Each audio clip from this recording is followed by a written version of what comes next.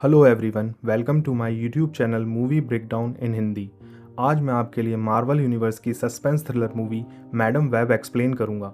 मैं आपको बता दूं कि इस मूवी का स्पाइडरमैन सीरीज से कोई कनेक्शन नहीं है।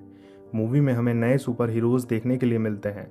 मूवी की शुरुआत करने से पहले आप सभी से रिक्वेस्ट है कि अगर आपको वीडियो पसंद आए तो लाइक, शेयर और सब्सक्राइब ज़रूर करें। तो चलते हैं वीडियो की तरफ। मूवी की शुरुआत में हमें 1973 में पेरू के जंगलों को दिखाया जाता है, जहां कॉन्स्टेंस वेब नाम की एक साइंटिस्ट एक दुर्लभ प्रजाति की मकड़ी को ढूंढ रही है। उसका साथी इजिकल उससे पूछता है, क्या हम स्पाइडर्स तक पहुंच गए हैं? डॉक्टर कॉन्स्टेंस कहती हैं कि उनको खोजना आसान काम नहीं है। यहाँ हमें पता चलता है कि इजिकल के यहाँ आने का मकसद उस स्पाइडर को पाना है। डॉक्टर कॉन्स्टेंस बताती हैं कि स्पाइडर के वैनम में कोई ऐसी चीज़ है जो बॉडी के सेल्स को लगातार शक्ति प्रदान करती रहती है। इज़िकिल वहीं की एक लोकल ट्राइब लासा रेनियस का जिक्र करते हुए बताता है कि ये स्पाइडर्स इंसान को ऐसी पावर्स दे सकते हैं जिससे वे स्पाइडर्स की तरह पेड़ों पर चढ़ सकते हैं और अपने जहर से किसी को भी खत्म कर सकते हैं। डॉक्टर कॉन्स्टेंस कहती हैं कि मेरी रिसर्च साइंस पर आधारित है, ना कि पौराणिक कहानियों के स्पाइडर पीपल पर। वह बताती हैं कि इन नन्हे स्पाइडर्स में सैकड़ों बीमारियों को दूर करने की पावर्स हैं। यहाँ हम यह भी जान पाते हैं कि डॉक्टर कॉन्स्टेंस गर्भवती हैं, लेकिन वह अपनी रिसर्च को जारी रखना चाहती हैं।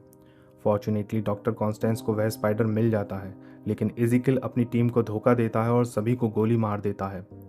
डॉक्टर इजिकल को स्पाइडर देने से मना करती हैं, लेकिन वह डॉक्टर की बात नहीं मानता और उनको गोली मारकर स्पाइडर छीन लेता है। इजिकल डॉक्टर कॉन्स्टेंस को मरा हुआ समझकर वहाँ से भाग जाता है, लेकिन तभी वहाँ लासा रेनियस यानी स्पाइडर पीपल आ जाते हैं। वे डॉक्टर को अपने साथ एक गुप्त जगह पर ले जाते हैं। वे लोग स्पाइडर के वैनम से डॉक्टर की जान बचाने की कोशिश करते हैं, लेकिन डॉक्टर की मृत्यु हो जाती है, परंतु वह डॉक्टर की बेटी को बचा लेते हैं। सीन शिफ्ट होता है और हमें 30 साल बाद 2003 में न्यूयॉर्क सिटी में कैसेंड्रा यानी कैसी को दिखाया जाता है, जो कि एक पैरामेडिक का काम करती है। पैरामेडिक वे लोग होते हैं जो किसी इमरजेंसी या दुर्घटना होने पर तुरंत विक्टिम को फर्स्ट एड देते हैं और उसे हॉस्पिटल पहुंचाते हैं। कैसी एम्बुलेंस में अपने पार्टनर बैन के साथ एक महिला को इमरजेंसी में हॉस्पिटल लेकर जा रही है। कैसी एम्बुलेंस इतनी तेज़ चला रही थी कि एक लड़की मैटी से उसकी टक्कर होते होते बचती है। कैसी और बैन उस लेडी को हॉस्पिटल पहुंचा देते हैं। हॉस्पिटल में उस लेडी का बेटा कैसी को थैंक्स बोलता है।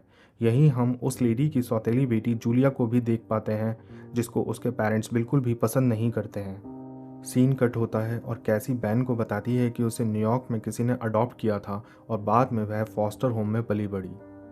कैसी अपने घर के लिए निकलती है। जिस बिल्डिंग में वह रहती है उसी के एक अपार्टमेंट में लैंडलॉर्ड एक छोटी लड़की आनिया से उसके पिता के बारे में पूछकर रेंट मांग रहा था। कैसी अपने अपार्टमेंट में बिल्कुल अकेली रहती है और अपनी माँ को बहुत मिस करती है। सीन शिफ्ट होता है और हम कैसी, बैन और उनकी टीम को एक ब्रिज पर देख पाते हैं, जहाँ एक खतरनाक एक्सीडेंट हुआ था, जिसमें एक कार उल्टी हो जाती है और उसमें एक आदमी फंसा होता है। कैसी और बैन उस आदमी को तो कार से निकाल लेते हैं, लेकिन कैसी कार में ही रह जाती है और कार रिवर में गिर जाती है। पानी में कैसी को ऐसा लगता है जैसे उसकी मौत हो चुकी है और उसे उसके फ्यूचर के कुछ विजन्स दिखाई पड़ते हैं, लेकिन तभी बैन सीपीआर देकर कैसी को होश में लाता है। बैन कैसी का ऑक्सीजन लेवल चेक करता है, जो कि 79/75 होता है, लेकिन कैसी का ऑक्सीजन लेवल बढ़कर 89 हो जाता है। लेकिन यह सभी चीज़ें कैसी ने अपने विजन्स में देखी थीं और दोबारा यह सभी घटनाएं असलियत में कैसी के साथ दोबारा होने लगती हैं, जैसे मीटर का 79/75 ऑक्सीजन लेवल दिखाना और फिर अचानक ऑक्सीजन लेवल 89 हो जाना। कैसी को कुछ भी समझ नहीं आ रहा था यह उसके साथ क्या हो रहा है। कैसी बैन से कहती है, मैं ठीक हूँ और मुझे घर जाना है। यहाँ हमें पता चलता है कि कैसी के पास भविष्य देखने की पावर्स आ चुकी थी, लेकिन उसको यह उसका वहम लगता है। सीन कट होता है और हमें 30 साल बाद इजिकल को दिखाया जाता है, जो कि स्पाइडर की पावर्स का यूज़ करके एक अमीर इंसान बन चुका है और साथ ही उसके पास स्पाइडर पीपल की पावर्स भी आ चुकी हैं। लेकिन हर रात वह एक सपना देखता है कि 3 लड़कियां उस पर अटैक करके उससे उसका स्पाइडर छीन लेती हैं और उसे मार डालती हैं। इजिकल उन तीनों लड़कियों का चेहरा ही देख पाता है और नींद से जाग जाता है।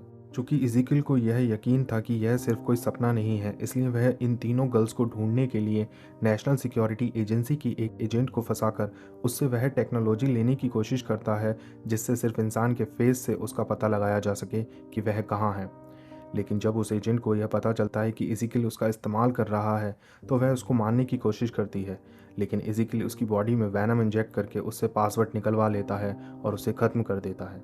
नेक्स्ट डे कैसी बैन के घर एक छोटी सी पार्टी में जाती है, जहां उसे उसका तीसरा टीममेट ओनील भी मिलता है।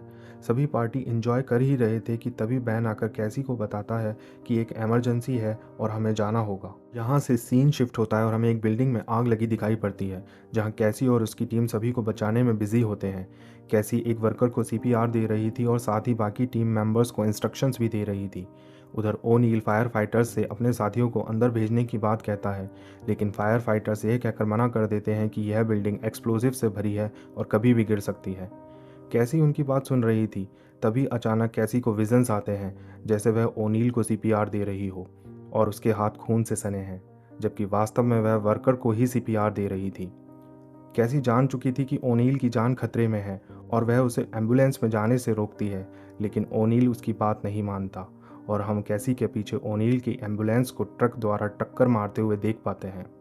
कैसी ओनील को बचाने के लिए दौड़ती है और जो विजन्स उसने देखे थे वे सच हो जाते हैं और ओनील की डेथ हो जाती है। वहीं इज़ीकिल उन तीनों लड़कियों का पता लगाने की कोशिश कर रहा है। वह नेशनल सिक्योरिटी एजेंसी की टेक्नोलॉजी का यूज़ करके उन तीनों लड़कियों के रियल फेसेस को रिवील कर लेता है, क्योंकि इज़ीकिल यह जान चुका था कि ये लड़कियां अभी टीनेजर्स हैं, तो इन्हें अभी इनकी पावर्स मिलने में समय है और वह इन गर्ल्स को उनकी पावर्स मिलने से पहले ही मानना चाहता है। इज़ीकिल अमारिया को तीनों गर्ल्स को जल्द से जल्द ढूंढने के इंस्ट्रक्शंस देता है। दूसरी ओर कैसी डॉक्टर के पास जाती है और डॉक्टर उसे बताती है कि तुम्हारी सभी रिपोर्ट्स नॉर्मल हैं और जहाँ तक तुम्हारे विजन्स का सवाल है वह सभी तुम्हारा वहम है। तुम्हें छुट्टी लेकर कुछ दिन आराम करना चाहिए। उधर घर पर कैसी को बैन का फ़ोन आता है और बैन कैसी को मैसेज देता है कि आज ओनील का फ्यूनरल है और अगर तुम आओगी तो उसकी वाइफ को अच्छा लगेगा। कैसी ओनील की मौत से दुखी थी क्योंकि वह उसकी जान नहीं बचा पाई थी। तभी कैसी को विज़न आता है कि एक बर्ड उसकी विंडो के शीशे से टकराकर मर गई, लेकिन वहाँ कोई बर्ड थी ही नहीं। कैसी विंडो को दोबारा बंद करती है और फिर से खोलती है। तभी वह बर्ड जो विंडो से टकराने वाली थी वह रूम में आ जाती है। यहाँ कैसी को पता चलता है कि अगर वह सही समय पर सही फैसला ले तो वह विजन्स में दिखने वाली चीज़ों को बदल सकती है और किसी की जान भी बचा सकती है। कैसी ओनील के फ्यूनरल के लिए निकलती है और वहीं grand central terminal railway station पर इज़ीकिल की जासूस उन तीनों लड़कियों जूलिया, आनिया और मैटी को ट्रैक कर लेती है। वह इज़ीकिल को बताती है कि यह अजीब बात है कि तीनों लड़कियां एक ही समय पर एक ही जगह हैं। इज़ीकिल कहता है कि कुछ तो है जो इन्हें एक साथ कनेक्ट कर रहा है। कैसी जिस कंपार्टमेंट में थी उसी कंपार्टमेंट में आनिया, जूलिया और मैटी भी थीं। कैसी को विजन्स आते हैं कि इज़ीकिल ने एक एक करके आनिया, जूलिया और मैटी तीनों को मार डाला। कैसी इज़ीकिल को उन तीनों लड़कियों की ओर आता देख लेती है और ज़बरदस्ती उन तीनों को ट्रेन से बाहर लेकर आ जाती है। इससे पहले कि कैसी उन तीनों को सब कुछ समझा पाती, जूलिया शोर मचाती है कि ये लड़की हमें किडनैप करना चाहती है और वहाँ पुलिस उसकी आवाज़ सुन लेती है। तभी कैसी की नज़र स्पाइडर सूट पहने इज़ीकिल पर जाती है, जो कि उन पर अटैक करने आ रहा था। वे सभी वहाँ से भागती हैं और इज़ीकिल उनके पीछे आता है। वे सभी पुलिस से मदद मांगती हैं, लेकिन पुलिस कैसी को ही अरेस्ट करने लगती है क्योंकि पुलिस कैसी को किडनैपर समझ रही थी। लेकिन तभी इज़ीकिल वहाँ आ जाता है और सभी पुलिस वालों को ख़त्म कर देता है। इसी बीच तीनों लड़कियां कैसी के साथ वहां से निकल जाती हैं। कैसी एक टैक्सी चुराती है और वहां से वे सभी निकल जाते हैं। कैसी उन तीनों से कहती है कि हम पुलिस के पास नहीं जा सकते क्योंकि पुलिस मुझे किडनैपर समझ रही है और पुलिस यह बात नहीं जानती कि तुम तीनों की जान खतरे में है। कैसी उन तीनों को बचाने के लिए शहर से बाहर एक जंगल में ले जाती है। मैटी कैसी से पूछती है कि वो कौन था जो हमें मारना चाहता था और क्या तुम उसको जानती हो। कैसी कहती है कि मैं नहीं जानती कि वह कौन है।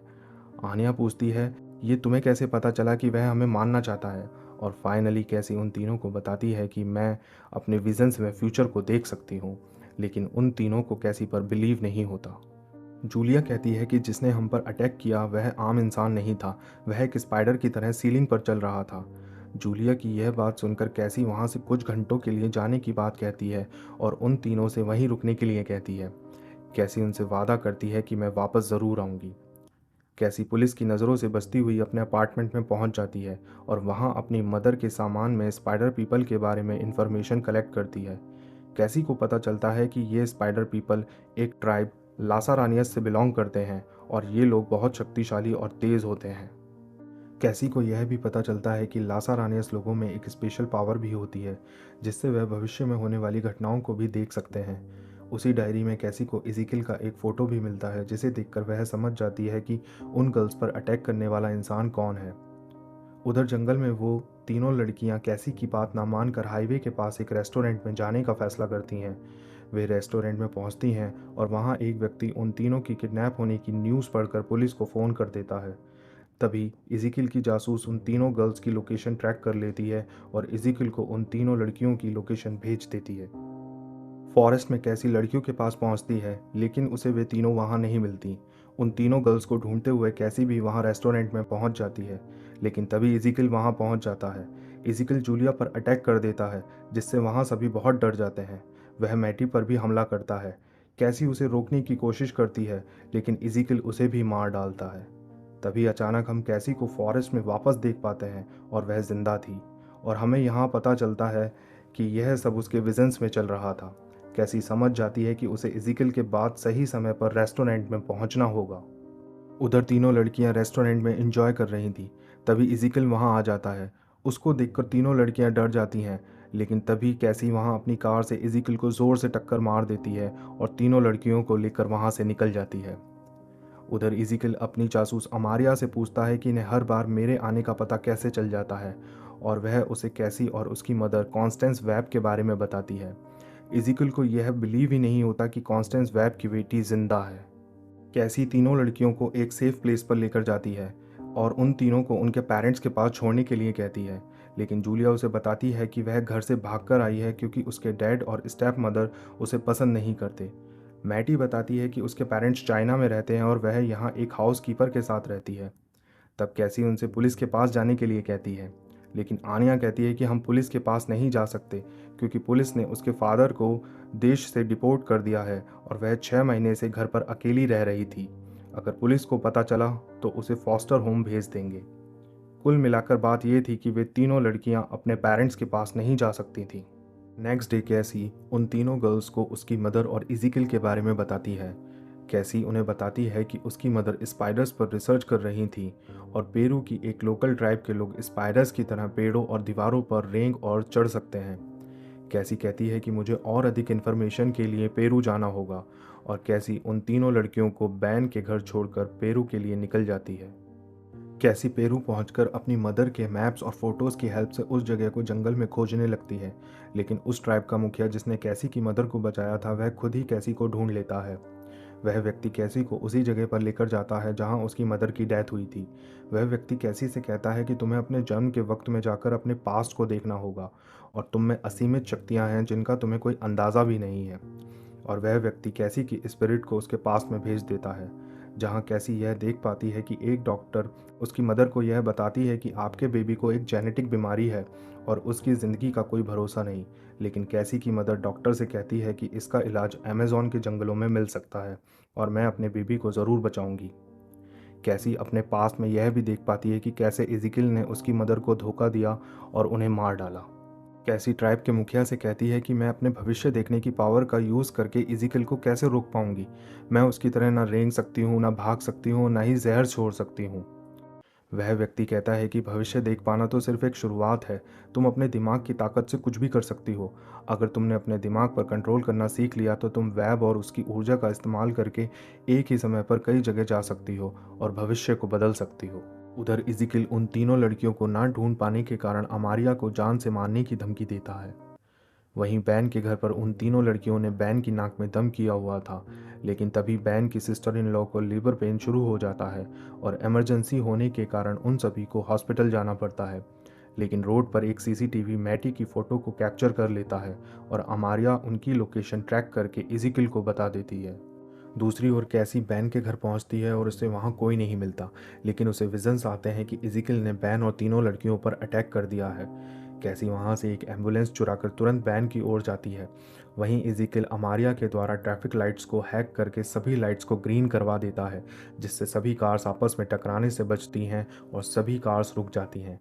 वे सभी इज़ीकिल को देख लेते हैं और वह उन पर अटैक करने के लिए आगे बढ़ता है, लेकिन तभी कैसी सही समय पर वहां पहुंचकर इज़ीकिल को एम्बुलेंस से ज़ोरदार टक्कर मारती है। कैसी उन तीनों लड़कियों को लेकर वहां से निकल जाती है। इज़ीकिल उनका पीछा करता है, लेकिन कैसी की एम्बुलेंस डॉकयार्ड के नज़दीक ख़राब हो जाती है। कैसी को विजन्स आते हैं और वह इज़िकल को मारने का एक प्लान बनाती है। चूँकि कैसी एम्बुलेंस में थी तो वह डॉकयार्ड के पास एक मेडिकल इमरजेंसी बताकर एक हेलीकॉप्टर भेजने के लिए कहती है। कैसी डॉकयार्ड के पास उन तीनों लड़कियों को उसी बिल्डिंग में ले जाती है जिसमें एक्सप्लोजिव्स भरे थे।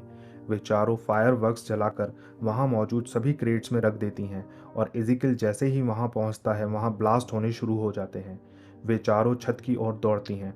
इज़िकल भी उनका पीछा करता है लेकिन वह घायल हो चुका था। वे चारों बिल्डिंग की छत पर पहुंच जाती हैं और हेलीकॉप्टर को मदद के लिए बुलाती हैं, लेकिन बिल्डिंग में चारों ओर ब्लास्ट होने शुरू हो जाते हैं और तभी वहां इज़िकल आ जाता है।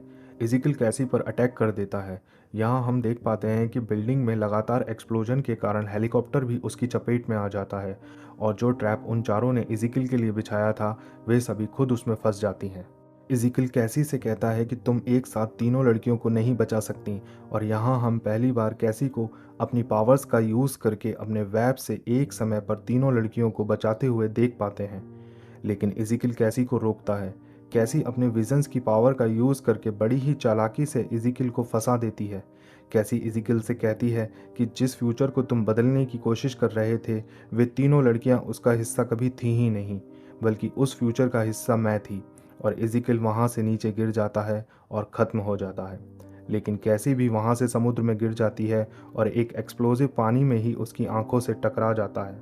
सीन कट होता है और हमें कैसी को दिखाया जाता है जो कि उस हादसे के कारण पैरालाइज्ड हो गई है और अपने देखने की शक्ति खो चुकी है, लेकिन अपनी पावर्स के कारण वह विजन्स और फ्यूचर को अभी भी देख सकती है। मैटी, जूलिया और आनिया कैसी से पूछती हैं कि क्या तुम हमारा फ्यूचर देख सकती हो। कैसी कहती है कि मैं तुम्हें भविष्य में लोगों की भलाई के लिए लड़ते हुए देख सकती हूँ। और यहाँ हम फ्यूचर में आने वाले सुपर हीरोज़ को देख पाते हैं और यहीं इस मूवी का अंत होता है।